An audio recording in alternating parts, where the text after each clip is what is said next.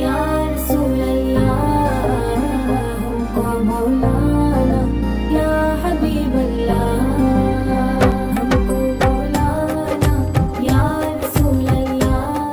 নিজে নামাজ পড়বো ইনশাল্লাহ, পরিবারবর্গকে পড়াবো এবং আমার অধীনস্থ যারা আছে তাদের মাঝখানে নামাজটা কায়েম করবো ইনশাল্লাহ। পারবো না?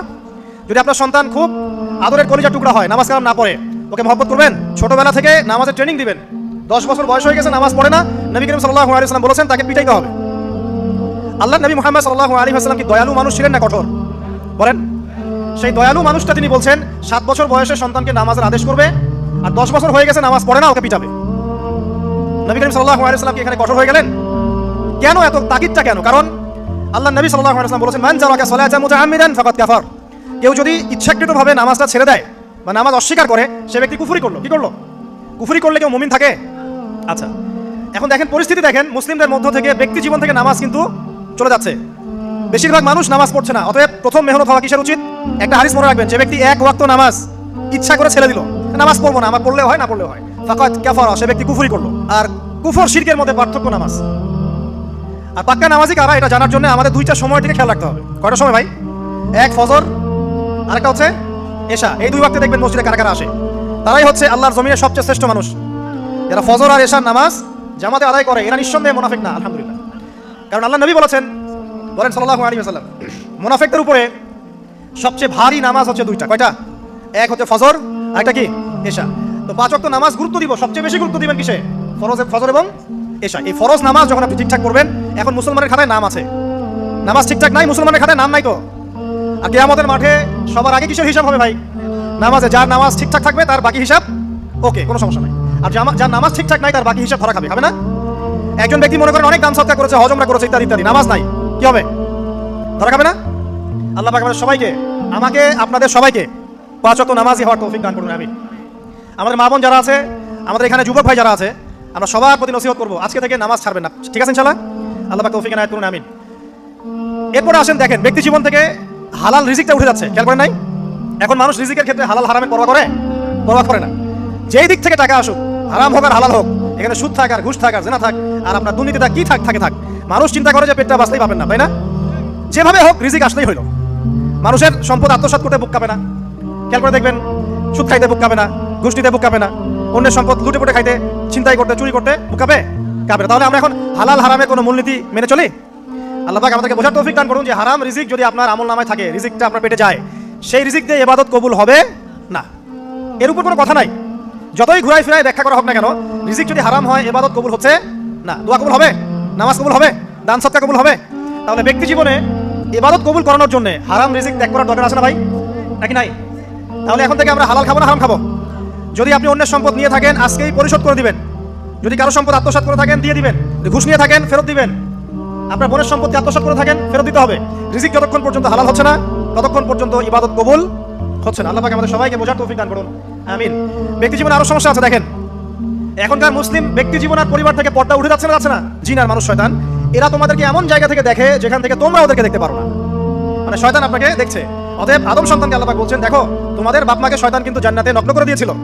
দুনিয়াতে তোমরা যাচ্ছ, যাও, এখানে খেয়াল রেখো শয়তান যেন তোমাদেরকে ফেতনায় ফেলতে না পারে। তাহলে এখন আপনি বলেন, দুনিয়াতে যে বা যারাই আমাদের কাপড় খুলে ফেলার সংস্কৃতি চালু করছে, এটা কার এজেন্ট বলেন? আর এটা কি নতুন কথা? নবী সাল্লাল্লাহু আলাইহি ওয়াসাল্লাম বলেছেন, শেষ জামানায় ছেলেরা মেয়েদের পোশাক পরবে আর মেয়েরা ছেলেদের পোশাক পরবে। হাদিসটা বানিয়ে বললাম, দেখেন। শেষ জামানায় মেয়েরা ছেলেদের পোশাক পরবে আর ছেলেরা মেয়েদের পোশাক পরবে। নবীজি আরো বলেছেন, শেষ জামানায় এমন এক শ্রেণীর মেয়ে আসবে, লা মারাহুমা, আমি ওদেরকে দেখি নাই, নিসাউন কাসিয়াতুন আরিয়া, এমন সব মহিলা যারা কাপড় পরবে কিন্তু নগ্ন থাকবে। ব্যাখ্যা করতে হবে? ব্যাখ্যা করার দরকার আছে? মানুষ কাপড় পরেও কেমন করে নগ্ন থাকতে পারে, ব্যাখ্যা করতে হবে। মুমিলাতুন মাইলাত, এরা নিজেরাও অন্যকে আকৃষ্ট করবে, নিজেরাও অন্যের দিকে আকৃষ্ট হবে, ব্যাখ্যা করতে হবে। আল্লাহ রাসূল সাল্লাল্লাহু আলাইহি ওয়াসাল্লাম একটা মূলনীতি দিয়েছেন। আপনি পুরুষ হলে আপনার সতর হবে নাভির উপর থেকে হাঁটুর নিচ পর্যন্ত, ঠিক আছে? এই সতর ঢেকে রাখা আপনার জন্য সবসময় ফরজ। এখন এর উপরে আপনি তাকওয়ার পোশাক করবেন, ঢিলেঢালা পোশাক করবেন, লম্বা চওড়া পোশাক করবেন, যে পোশাক করলে আপনি শালীনতা আপনার বজায় থাকে, এটা আপনি পুরুষ হিসেবে। এরপর আপনি টুপি, পাগড়ি, জুব্বা, দাড়ি সব রাখবেন, ইসলামিক সুন্নাহ। আর যদি আপনি মেয়ে হয়ে থাকেন, আমার বোন হন, আমার মা হন, আমার খালা, মামি, চাচি যেই হন, আপনাদের জন্য নবী সাল্লাল্লাহু আলাইহি ওয়াসাল্লাম বলেছেন 4টা মূলনীতি ফলো করতে হবে। কয়টা মূলনীতি? 4টা, সংক্ষেপে বলছি। 1, আপনার পোশাক এত আঁটোসাঁটো হবে না যাতে আপনার গায়ের কাঠামো বোঝা যায়। দেখাচ্ছি, এই যে আমার হাত কত মোটা, কি দেখা যায়?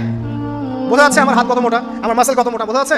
যদি আমি এরকম পোশাকটা পরতাম, বোঝা যায়? এটা নিষেধ। এটা আপনাকে নবী সাল্লাল্লাহু আলাইহি ওয়াসাল্লাম নিষেধ করেছেন, এরকম আটো পোশাক পরবে না। কাকে বলেছেন? আমাদের মাদেরকে, আমাদের বোনদেরকে, আমাদের মেয়েদেরকে। এটা তাদের প্রতি তো যেমন ফরজ, অবশ্যই আমাদের প্রতিও তো। আমরাও কি এত আটো করবো? করবো না। 2, নবীজি বলেছেন এমন পোশাক পরবে না যেই পোশাক পরলে বাহির থেকে ভিতরের অঙ্গ দেখা যায়। আমার এই কাপড় দিয়ে কি ভিতরের গায়ের স্কিন দেখা যাচ্ছে? যাচ্ছে? যদি এটা পাতলা হতো দেখা যেত না? ঢিলে ঢালাও যদি পোশাক হয় কিন্তু পাতলা হয় যে ভিতরটা দেখা যায়, এটাও হারাম, পরা যাবে? যাবে না। মেয়েদের বোরখাও যদি হয় একদম ঢিলে ঢালা বোরখা কিন্তু ভিতরের অঙ্গ দেখা যাচ্ছে, পরা যাবে? তাহলে এটা নবী সাল্লাল্লাহু আলাইহি ওয়াসাল্লামের দ্বিতীয় মূলনীতি। 3 নাম্বার হচ্ছে কোনো পুরুষ কোনো মহিলার পোশাক করতে পারবে না, কোনো মহিলা কোনো পুরুষের পোশাক করতে পারবে না। আপনি কি ম্যাক্সি পরে ঘুরবেন? আপনার রুচি কুলাবে? তাহলে একটা মেয়ে কেমন করে গেঞ্জি পরে ঘুরতে পারে? একটা পুরুষ হিসেবেও তো আপনার খালি গায়ে ঘুরতে লজ্জা লাগে না? লাগে না? তো একটা মেয়ে মানুষ কিভাবে খালি গায়ে ঘুরতে পারে? তাহলে মনে করেন কোথায় আমাদের শালীনতার জায়গা চলে আসছে।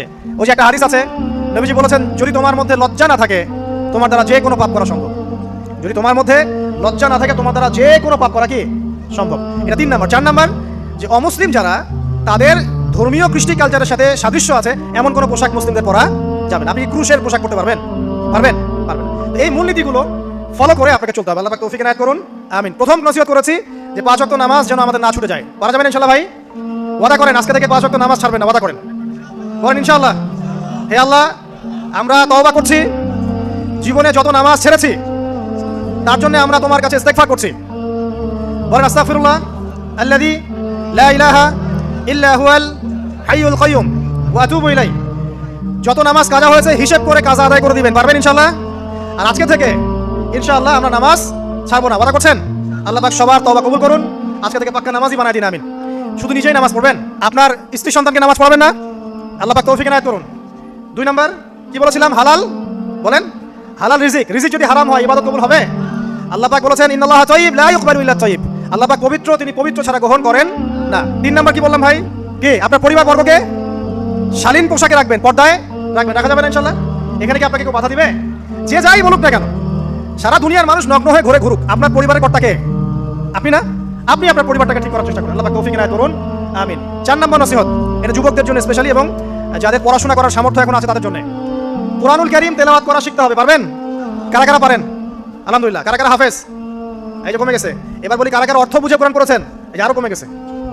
কোরআন পড়তে হবে শুধু তোতা পাখির মতো নয়, আমার কথা বুঝেন। কোরআন তিলাওয়াত করলে প্রত্যেক হরফে 10 নেকি পাবেন, কোনো সমস্যা নাই, কিন্তু এতে করে কোরআনের সামগ্রিক হকটা আদায় হয় না। কথা কি বুঝতে পারছেন? আমি কি বলেছি কোরআন তেলাওয়াত করলে নেকি হবে না? এটা বললাম? কোরআন তেলাওয়াত করলে প্রত্যেক হরফে কয় নেকি হবে? 10 নেকি। কিন্তু কোরআন বোঝা, এর ভিতরে কি আছে এই শিক্ষাগুলোকে আপনি পাবেন। বিশুদ্ধ করে কোরআন পড়তে হবে, বিশুদ্ধ করে। একটা উদাহরণ দিব। এই যে আমরা নামাজে দাঁড়াই বলি আল্লাহু আকবার, তাই না? তারপরে কি পড়েন? সানা পড়েন। তারপরে কি পড়েন? আলহামদুলিল্লাহ, আলহামদুলিল্লাহি রাব্বিল আলামিন। প্রথম শব্দ কি? আলহামদু। যদি আপনি আলহামদুলিল্লাহ বলেন অর্থ হচ্ছে সমস্ত প্রশংসা আল্লাহর জন্য, ঠিক আছে? আচ্ছা, যদি আপনি বলেন আলহামদুলিল্লাহ, আলহামদুলিল্লাহি রাব্বিল আলামিন, এখানে হা হলো হাওয়াস, মানে ছোট হা। এই একটা হা ভুল করার কারণে অর্থ পরিবর্তিত হয়ে অর্থ দাঁড়ায় সমস্ত নিন্দা আল্লাহর জন্য। নাউজুবিল্লাহ। আমি কি বুঝাতে পারলাম যে বিশুদ্ধ করে কোরআন তেলাওয়াত করা কতটা ইম্পর্টেন্ট? মনে করেন আপনি বলছেন কুল ইয়া আইয়ুহাল কাফিরুন, বলুন হে কাফেররা, লা আ'বুদু মা তা'বুদুন। এই শ্রম মুখস্থ আছে না? আচ্ছা, এর অর্থ হচ্ছে লা আ'বুদু, আমি তার ইবাদত করি না, মা তা'বুদুন, যার ইবাদত তোমরা করো। এখানে লায়ের মধ্যে মদ আছে না? মদ আছে না? টেনে পড়তে হয় না? যদি কেউ লায়ে মদ না করে এভাবে পড়ে যে লা আ'বুদু মা তা'বুদুন, যারা গ্রামার জানে তাদেরকে জিজ্ঞাসা করেন, অর্থ হবে এমন যে আমি অবশ্যই তার ইবাদত করি যার ইবাদত তোমরা করো। তোমরা বলতে কারা? তাওহীদ থাকলো না শিরক হলো। অতএব বিশুদ্ধ করে কোরআন তেলাওয়াত করা খুবই জরুরি। আপনি মসজিদে যান আর মাদ্রাসায় যান আর ওস্তাদকে প্রাইভেটে পড়ান, যেভাবেই পড়েন আপনাকে বিশুদ্ধ করে কোরআন তেলাওয়াত করা শিখতে হবে। আল্লাহ পাক তৌফিক দান করুন, আমিন। যারা বয়স্ক হয়ে গেছেন আফসোস করবেন না, হীনমন্যতায় ভুগবেন না, আপনি ওই অবস্থায় চেষ্টা করেন, আল্লাহ পাক আপনাকে ডাবল নেকি দিবেন ইনশাআল্লাহ। নবী সাল্লাল্লাহু আলাইহি ওয়াসাল্লাম বলেছেন যে ব্যক্তি কোরআনের একটা আয়াত বা একটা হরফ তেলাওয়াত করবে তার জন্য 10টা নেকি আছে ইনশাআল্লাহ। আর মান করা কোরআনুল কারীম ওয়া হুয়া মাহিরুন বিহি, যে ব্যক্তি কোরআন তেলাওয়াত করে এবং তার উপর দক্ষ হয়, মা'আস সাফরাতিল কিরামিল বারারা, সেই ব্যক্তি সম্মানিত ফেরেশতাদের সাথে হাসর করবে ইনশাআল্লাহ। আর ওয়াল্লাযী ইয়াকরাউল কোরআন ওয়া ইয়াতাতাআউ ফীহি ওয়া হুয়া আলাইহি শাক্কুন ফালাহু আজরুন, আর যে ব্যক্তি কোরআন তেলাওয়াত করতে করতে আটকে যায়, তেলাওয়াত করছেন আটকে যাচ্ছেন, আবার চেষ্টা করছেন, আবার আটকে যাচ্ছেন, আবার চেষ্টা করছেন, আল্লাহর নবী বলেছেন সাল্লাল্লাহু আলাইহি ওয়াসাল্লাম তার জন্য ডাবল পুরস্কার আছে, ডাবল নেকি। তো হতাশ হওয়ার কোনো কারণ আছে? কোরআনের সমাজ করতে চান, এটা অনেক দূরের কথা। আগে কোরআনুল কারীম বিশুদ্ধ করে তেলাওয়াত করতে শেখেন, আল্লাহর ওয়াস্তে কোরআনের কিছু অংশ হিফজ করেন, এরপর কোরআনটা নিজে আগে মেনে চলার চেষ্টা করেন। নিজে ভালো না হলে কি মানুষকে ভালো করা যাবে? নিজে আমার মধ্যে জ্ঞান নাই, মানুষকে জ্ঞান দেওয়া যাবে? এটা তো সহজ কথা। অতএব নিজেদেরকে আমাদেরকে আগে কোরআন পড়তে হবে, কোরআন মানতে হবে, সাথে কোরআনের ব্যাখ্যা হাদিস আপনি পড়বেন। কোরআন কি একা একা পড়লেই হবে না, ওস্তাদ লাগবে? কোন ওস্তাদের কাছে গিয়ে আপনি কোরআন তেলাওয়াত করা শিখবেন, আরবি ভাষা শিখবেন এবং কোরআনের অর্থটা বুঝবেন। আল্লাহ পাক তৌফিক দান করুন, আমিন। কয়টা বললাম ভাই? 4টা। 1 নাম্বার কি ছিল বলেন আবার? 5 ওয়াক্ত সালাত ছাড়বেন। 2 নাম্বার কি ছিল বলেন? হালাল রিজিক ছাড়বেন নাকি আজকে থেকে আবার হারাম খাবেন?